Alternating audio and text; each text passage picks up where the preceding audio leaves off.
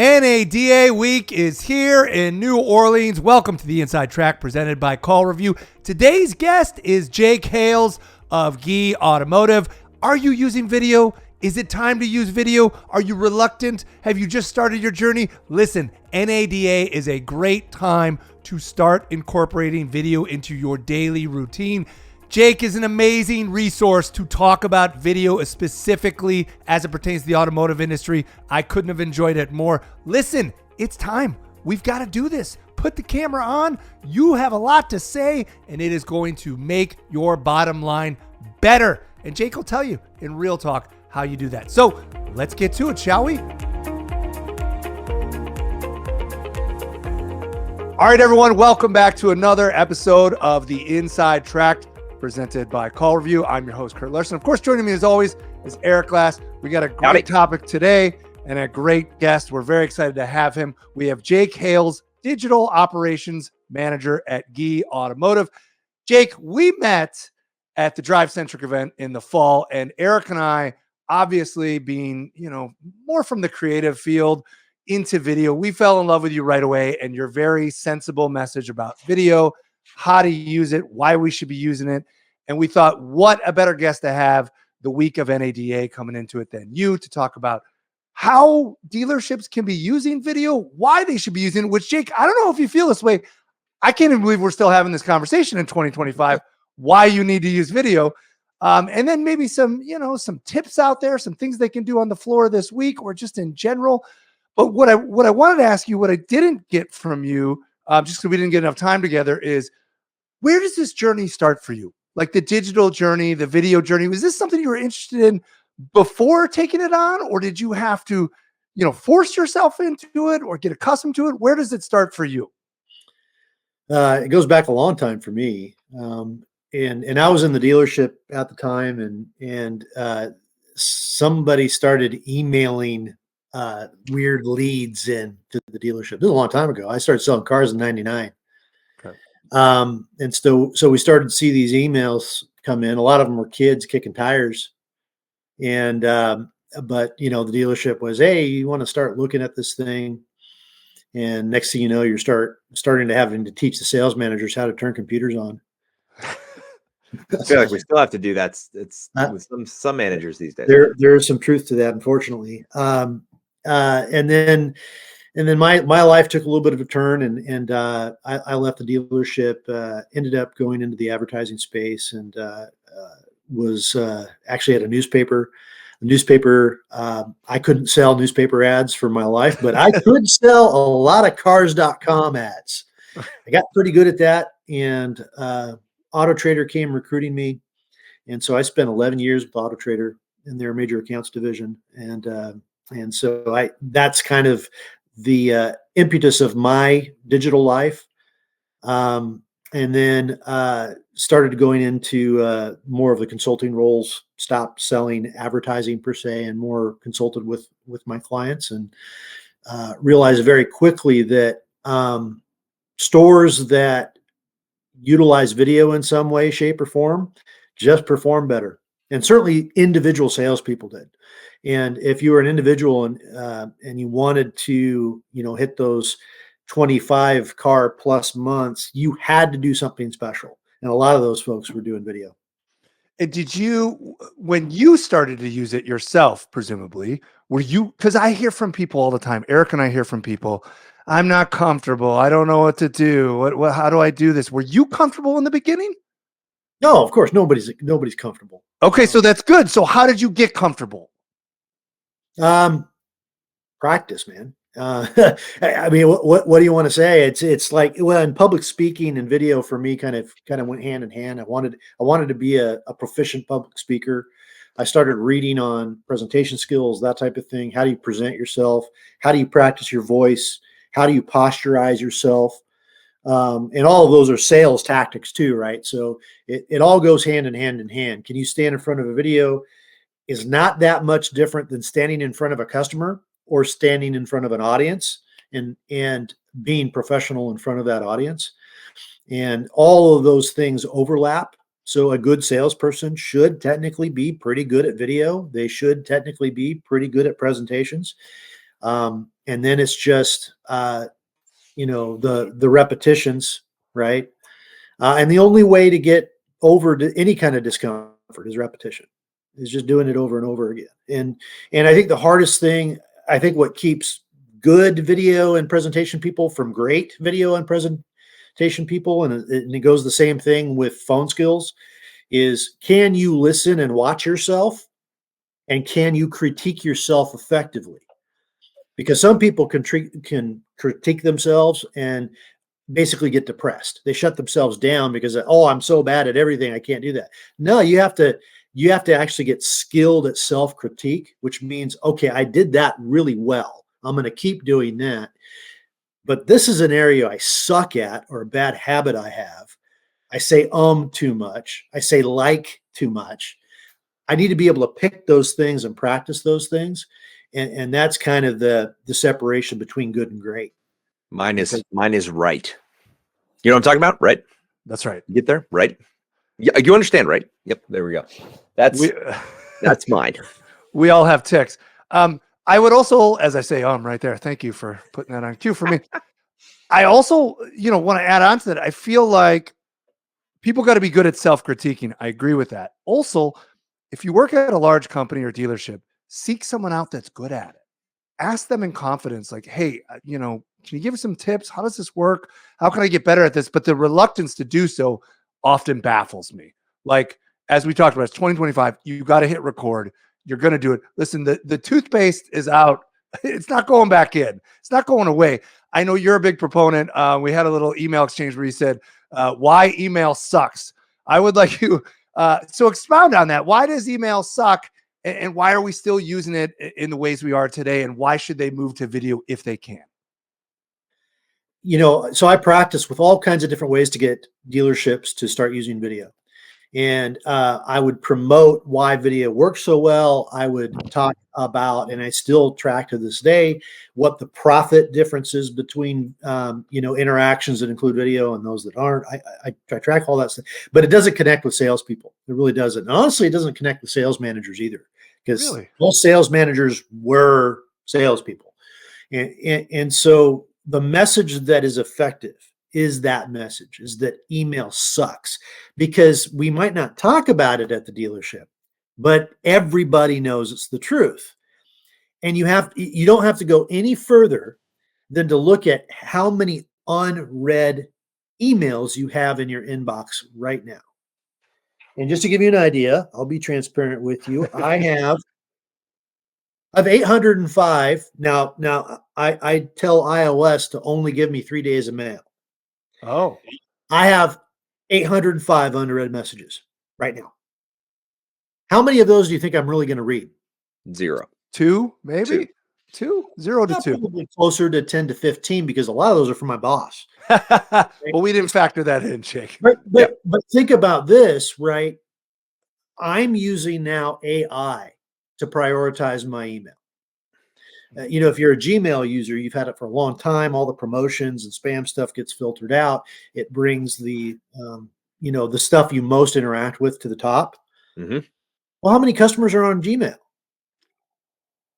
Outlook just now has a pretty good set of AI tools that are bringing your prioritized mail to the top. And so how quick is it, if you're a dealership salesperson communicating with a customer, how quickly does those communications that are basically worthless get pushed down in their inbox? Yeah. So you have to do something different, because these email boxes are just too busy. It sucks. And that's the best way to put it. Email sucks. But think about what's happening in these dealership CRMs. The CRM is telling you, go do something. And what do you think the salesperson chooses to do?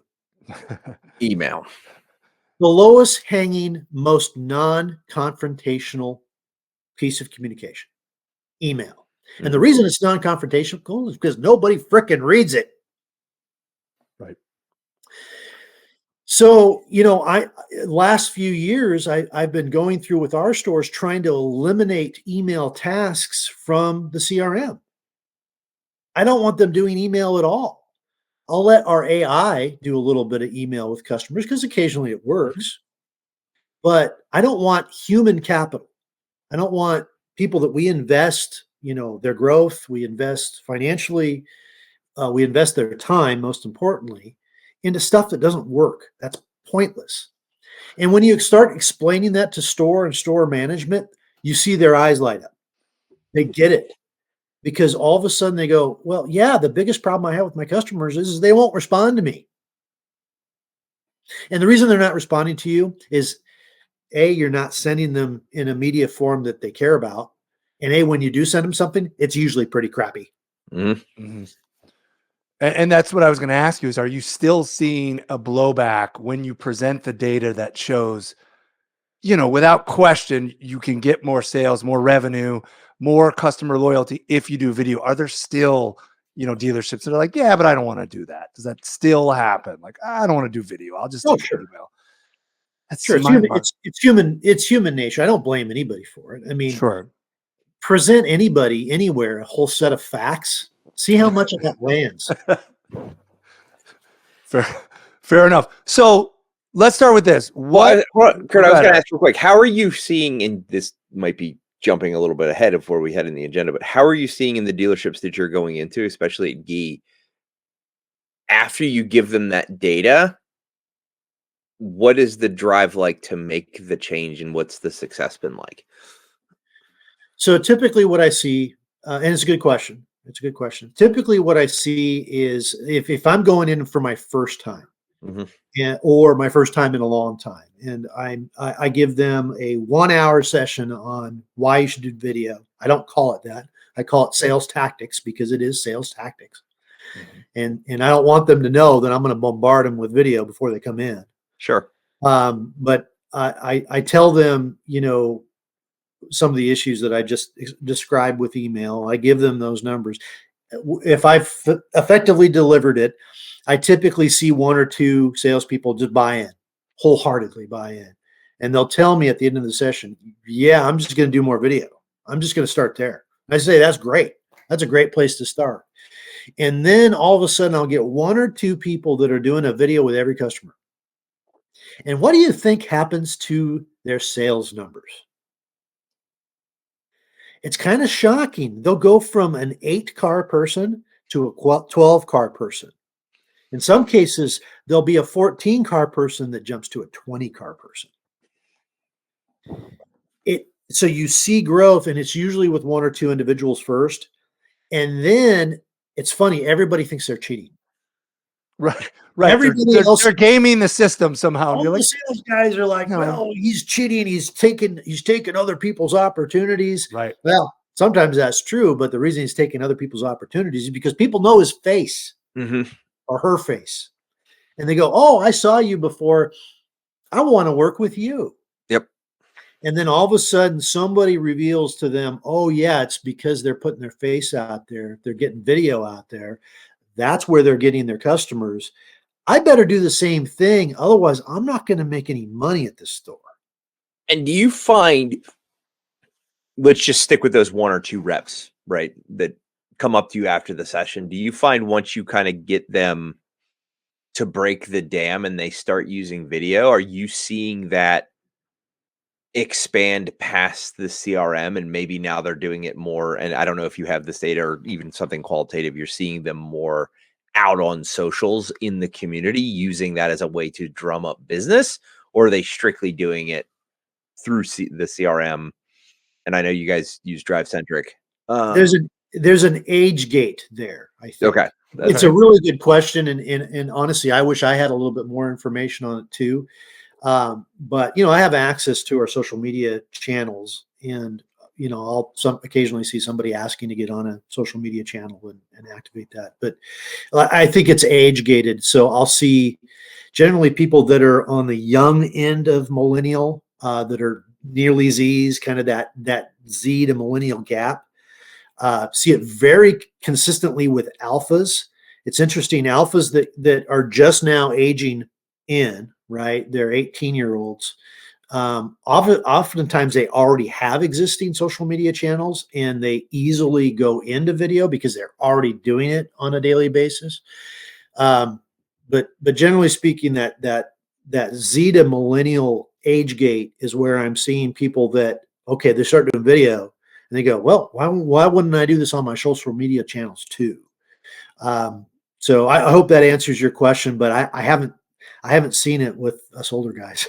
It does. And I was more, and then my follow-up to that is knowing, and that's kind of where I was going with the alpha and the Zennial and that generation who have, I think about my 14-year-old, right? She's watching video all day, and the only thing she watches is influencers all day long. That's where she gets all of her news. That's where she gets her trends, everything. She doesn't watch TV like Kurt did. Like I remember growing up and it was like Saturday morning, 9 o'clock, Spider-Man, X-Men, Power Rangers, Batman. Now it's and then my middle son is like, oh, I'm going to go watch Cypher PK and stuff like that. So with those coming in and the kids who have the socials and they have these followings that maybe they're bringing into the dealership, there is a question here. I promise. Are good. Are the GMs hesitant to embrace that, knowing that's kind of what the younger kids and the sales kids are doing? Do you find more GMs saying, yeah, let's embrace this, let's see what happens, or no, this is our sales playbook, you're not allowed to do that? That depends completely on their experience. So example, we've had cases, unfortunately, where we've had influencers come to the store and the influencers blew us up, but we've had the opposite happen too. An influencer comes in and all of a sudden we get a burst of sales because we had somebody with 2 million followers say that they had a great experience. Then you'll have cases where, general managers, have had to terminate associates because they did something unprofessional on social media. So I think your question is completely dependent on the experience of the general manager and how much they feel like they have to clamp down on things to keep control over it. Because there's a certain amount of risk involved with the social medias. And you take young people that it's funny, because what I see is young people that are very good at watching videos, and oftentimes they can translate into standing in front of the camera and turning something into that. But what I don't often see is people that take that skill and can turn it into an actual interpersonal communication. Mm-hmm. Mm-hmm. And I'll give you an example of this. So I was talking to a guy, a friend of mine, actually works with my wife, and I was asking him. He does a lot of music stuff, and he tries to put bands together. He does a lot of private lessons, all this stuff. And I said, well, with all these, kids doing music on YouTube, isn't it easy to find really high quality musicians anymore? And he goes, Jake, it's really interesting. These guys are really good at getting on camera, sometimes getting on camera live and playing their music effectively. But when you put them in an ensemble, they can't play with other musicians. And that struck me. It's like, oh, no, that makes a lot of sense. They're not practiced at being with other people because there's so many other things going on. And so a lot of the teaching that I have to do now at our dealerships is how do you actually communicate face-to-face with people? And you're laughing, but why? No, I mean it tracks. It tracks. On one hand, you have an older generation. You've got to teach them how to talk on camera, and then the inverse is true. Correct. Yeah, it's hilarious that you bring that up because I can't remember who wrote it, but I literally just read a blog about this, about how these younger kids are coming into the workforce, and they just come. They show the story in there was this kid just showed up on his first day to a banking job in sweatpants and a hoodie, thinking that the bank would give them the clothes. And he was immediately, now the bank manager coached, and the moral story was he got the kid on the right track, but he sent the kid home to get clothes on, and the kid didn't have anything because he wasn't prepared. Right. And it's really funny to think about that, especially and Kurt, I know you're raising kids and I've got young kids, and, I'm very much like, my son wants to be a professional streamer. But I'm like, that's great.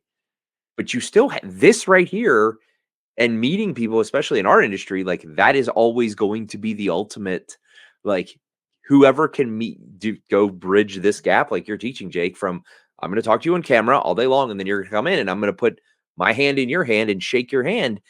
And those are really the kids that win. So that's super funny. All right, Kurt, I'm sorry. I'm done. No, I agree. But also I think, I think somebody on video, if they're the same in person, authenticity is still going to win, to the point is what you're saying. Right.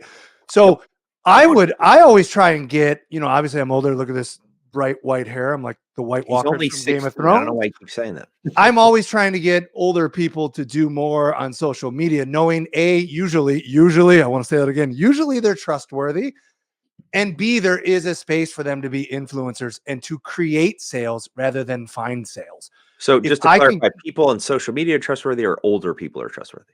I'm saying I think older people generally can be more trustworthy on social media. Some of the things Jake was talking about that have come up and, been awry, where if you've been around for 30 years, maybe you know how to stay away from the minefields a little bit more. I'm trying to get older people to get on camera more, because their expertise, and if they can be authentic, get out of your head that it's a problem. It's actually, we're desperate for people out there because everyone's on their phone. I don't care if you're 10, 20, 30, 40, 50, 60, everyone is on their phone. It's not just people in their 20s. I used to work at a restaurant a long time ago, and I convinced the owner, he was spending all this money on print advertising, like, mailbox print advertising, decently high-end restaurant. And I finally said to him, I'm not going to say his name, I'll make up his name. I was like, Bob, look around. It was a Saturday night. Everyone's on their phone. Why are you spending the money there? Give me the socials. I'll just do it. You don't even need to pay me much. I'll show you how to do it. And it was like a light bulb went off. Like you said, Jake, like he realized, like, you're right. No one's looking at these mailbox, mail order advertisements. So I try to get people to do it more. When you're talking to folks about, using the power of video, where do you tell them to start? What do you tell them to do? Just take out your phone, record it? Are there certain apps you tell them to use? Are there certain platforms? Or do you just tell them basically just start responding to emails, via your phone? Just do it that way. To your point, Kurt, everybody is on their phone. And so generally speaking, I'm not saying there isn't exceptions, there always is. Generally speaking, you can open up your camera app and you can figure out how to do the video on your camera app. And I've been in this business long enough, and I've been working with vendors long enough and doing integrations long enough to know that unfamiliarity with software can be a barrier to entry. Okay, so if you're trying to get somebody to start on a fresh app, that's probably not the way to go. You want to start with familiar. So you just start with your own phone's camera app, and you start your video there. And then you just need to start doing something. And I teach to speak to something that you're good at already. So obviously in the car business, it's like, I remember one of our sales gals, she knew the color code for every Subaru. The color codes. She knew the 5-digit codes that went to each. She had all that stuff memorized, and she could talk color, and she talked really passionately about color. And so she did. She got on the camera and said, "Hey, this this vehicle is brave white," or whatever colors they have, the forest green, but they have all these fancy names for the OEM colors. She had them memorized. She talked through them, and she says, well, you can get this with the tan seating, and you can get this with gray seating. She would roll through all that stuff, and she would do that in her presentations with customers. And so it wasn't much of a leap for her to start talking about that when she's sending videos to customers. And I say that just to say, if you're good or you're passionate about something, start there. Start talking about that. And by the way, your delivery does not have to start good. Right. It just has to be genuine. Yep. And so we have 72-year-olds, 75-year-olds in some cases that start on camera, and they're pretty wooden.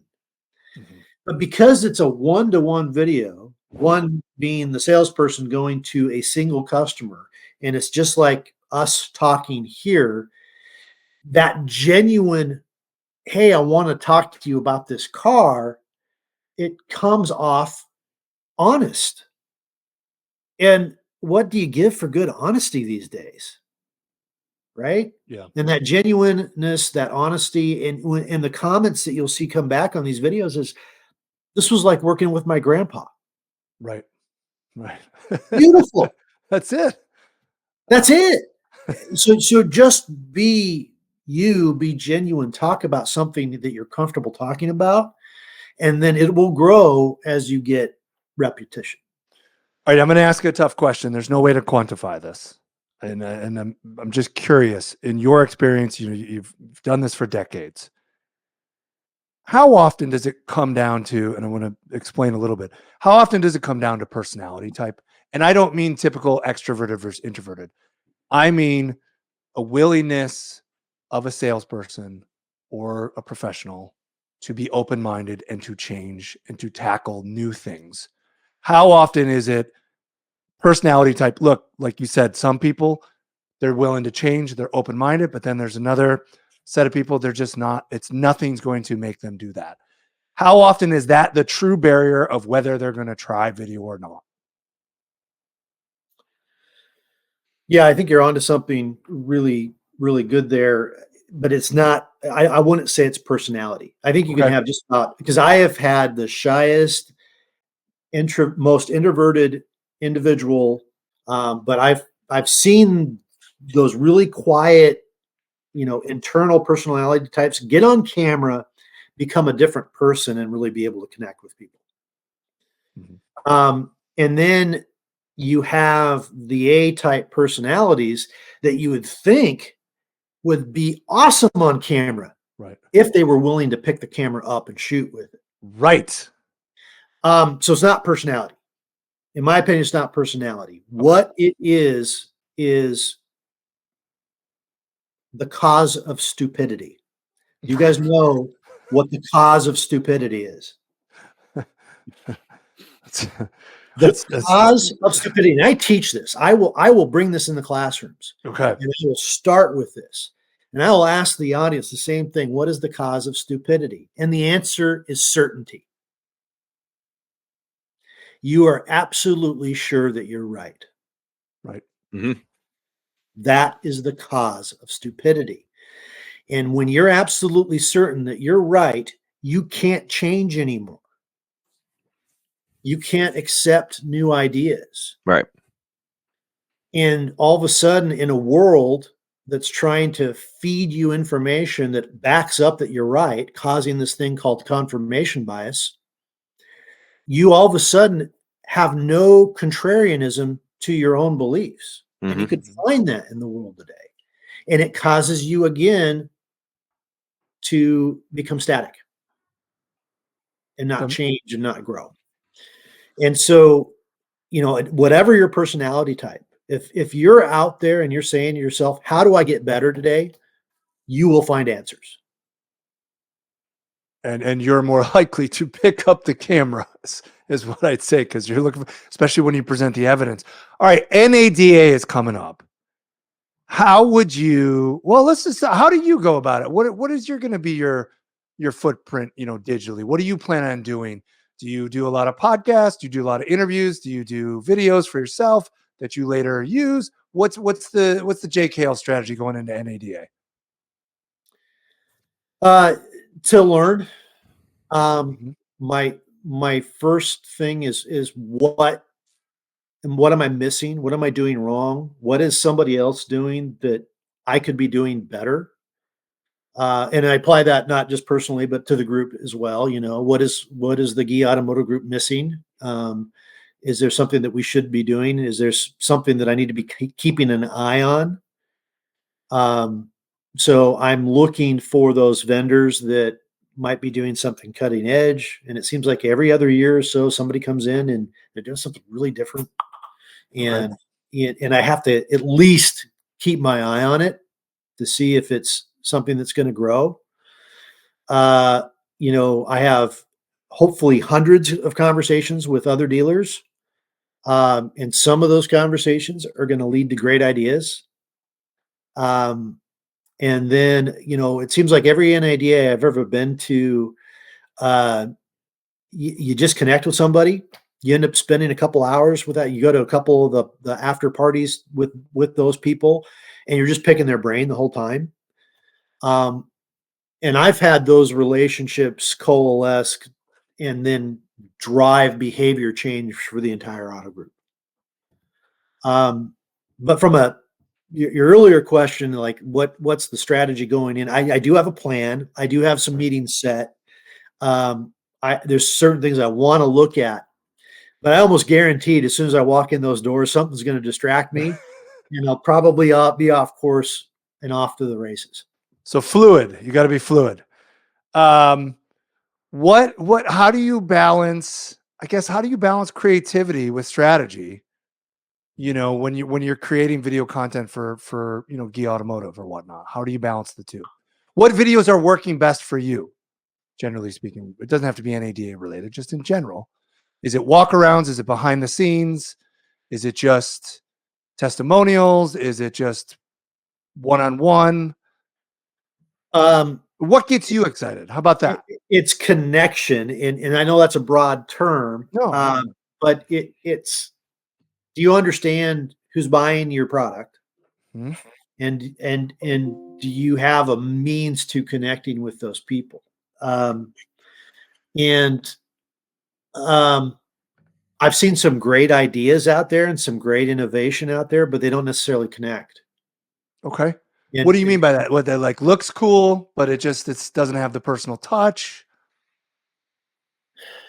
Yeah, I don't know if it stands out enough. I mean, and it's kind of the difference between, whether or not we're talking about one-to-one videos, Okay. which we do a ton of. We do roughly 50,000 one-to-one videos every quarter with our group. So we do Really? a lot of one-to-one videos.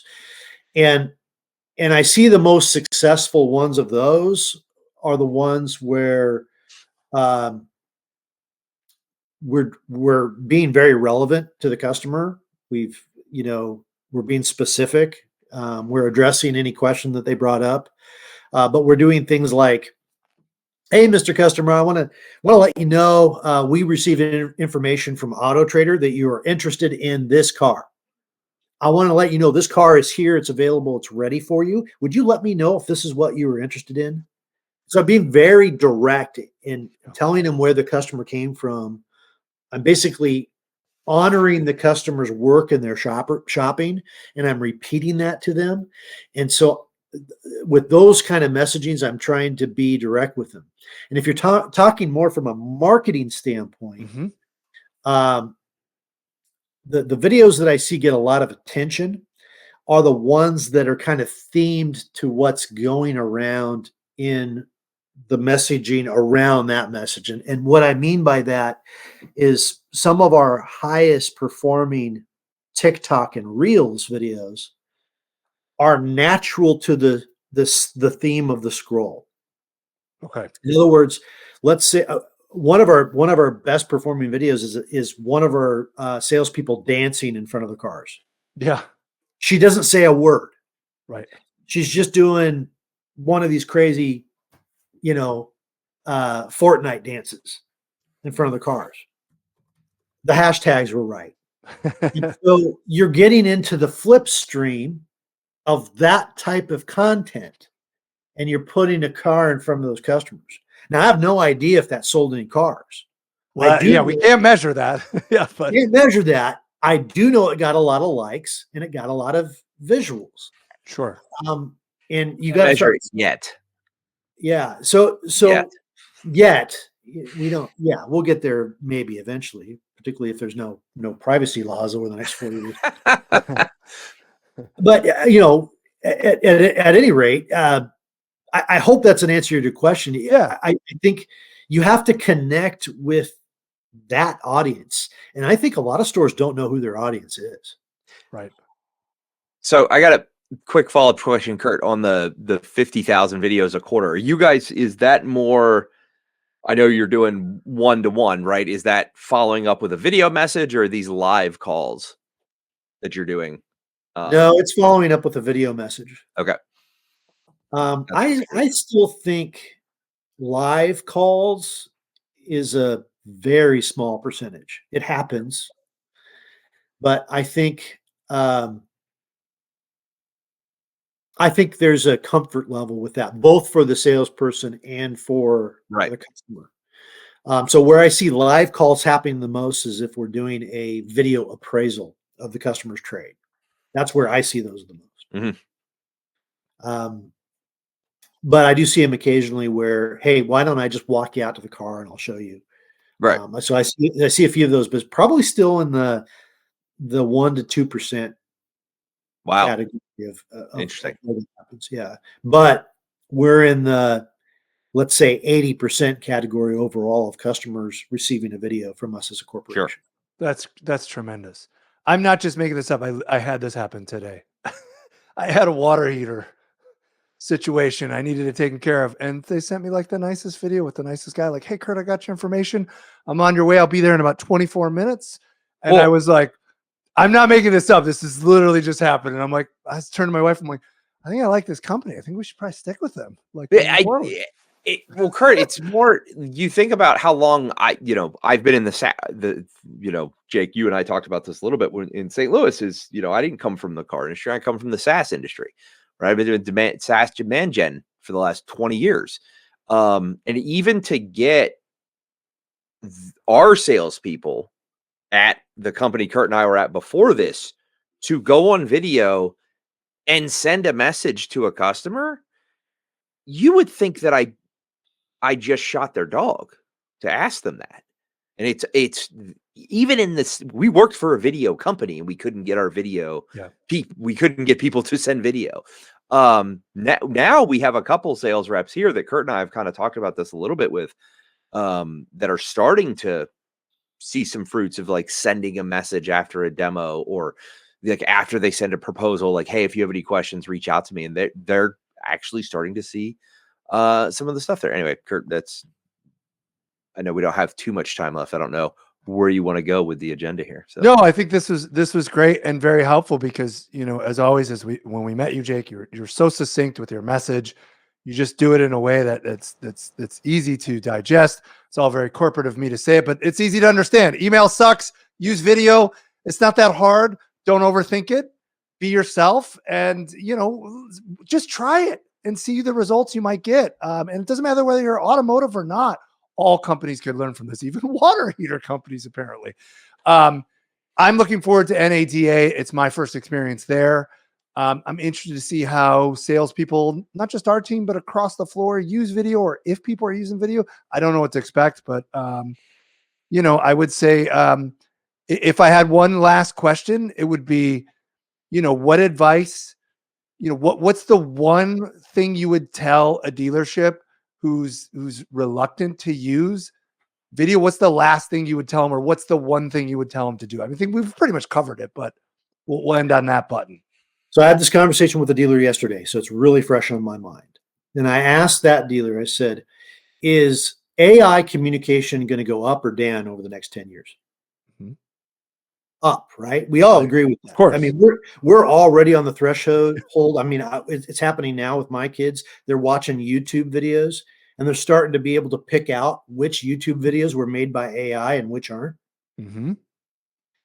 So what is going to happen to the demand on interpersonal human video interactions versus AI over that period? Mm-hmm. The supply is going to go down without question, because we're going to have all these videos that are AI produced videos flood the market, and the demand, because of the supply, is going to shrink. The demand on interpersonal human interaction, genuine human interactions, is going to skyrocket. That's all you need to know. Yeah. Mm-hmm. You need to know where the market is. Well, the market is going to be in kids finally turning off their phones and demanding to have a face-to-face interaction with another human being. Yep. And adults do 100%. the same thing. I agree. Jake, can't thank you enough for taking the time. I look forward to seeing you in NADA. It's a pleasure as always. Eric, it's great you're here too. Thank you. Appreciate it, sir. Hang out or comment in every now and then. Until then, we'll see you on up the road. Thanks for joining us. Thank you, guys.